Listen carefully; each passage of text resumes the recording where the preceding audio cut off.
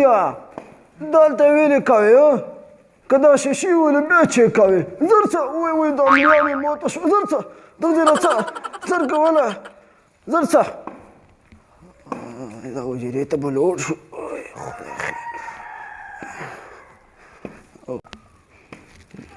خدا خیرات پېښ کړي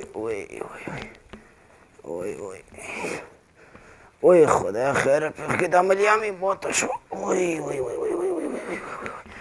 د غم ککړې یادو به لږه ونیسو چې چی دې ورکړي وای دا کورونا دی که څه غم دی دا خو په باره کې څه یې وای خدایه وای دښته ګوره څه ول دی دا په څه ول دی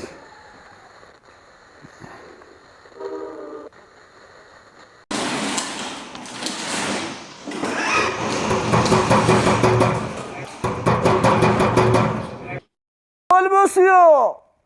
ورشه دا دروازه څوک ټکوي وارېږه خبر مې واوره که مېلمانه مې ورته لاسونه په صابوني ومینځو بیا ورته هر څه وي ښه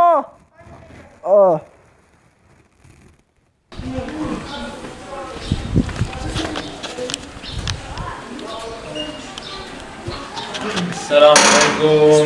ستړي ماشو بخښنه غواړم اول لاسونه ومینځو بیا بې ما نیکه سره ستړي ماشو وکړو هر څه وي دا هم ښه کار کړی دی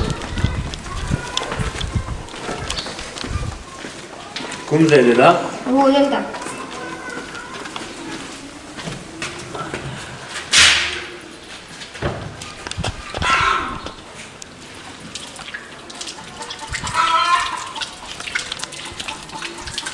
راځئ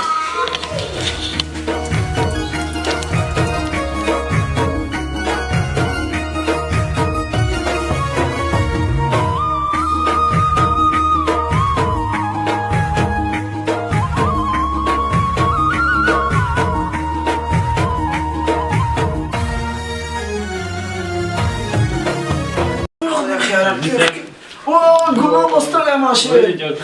جوړې ډېره بخښنه غواړم لاسونه مو ومینځل ښه جوړې ستړی ماشې ښه جوړې تکړه هر څوک کې وي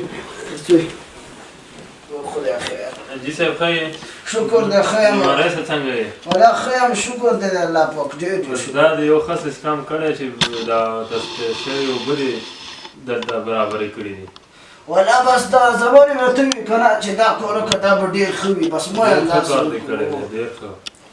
والله حاجي صاحب ما خو فکر نه کوله چې افغانستان کې به دومره خلک د کرونا د مخنیوي لپاره دا اوبو سیستم یا دا نور ستړي ماشي څه باندې کې لکه خارج کې خو